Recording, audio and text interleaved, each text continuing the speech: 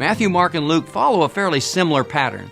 In other words, they start with the birth of Jesus, his beginning of his ministry, his times of being tempted in the wilderness, his ministry in Galilee, announcing his mission, calling of the 12 disciples, a lot of preaching and teaching almost in sound bites.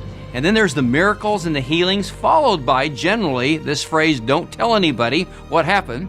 And then finally the transfiguration, along with his final walk to Jerusalem, and then that focus on the last week, where he drives the money changers out of the temple, the Last Supper, where he's with his disciples and he talks about his body and about the blood.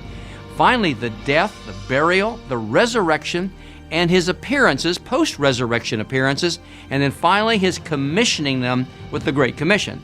Now, what does John include in his writings that Matthew, Mark, and Luke don't include in theirs? Well, he talks about the marriage feast in Cana of Galilee.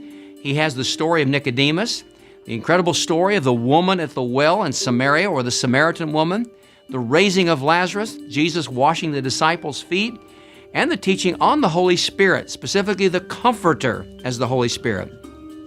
In addition, John gives some glimpses into the personalities of some of the disciples. For example, John is the only place that Thomas speaks. Andrew becomes a very real personality, and the character of Philip, we learn a lot about him.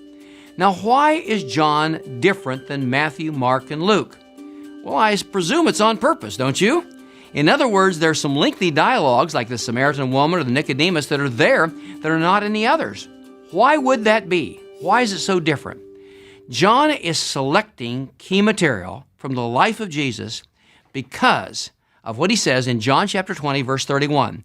These are written that you may believe that Jesus is the Christ, the Son of God, and that by believing you may have life in his name.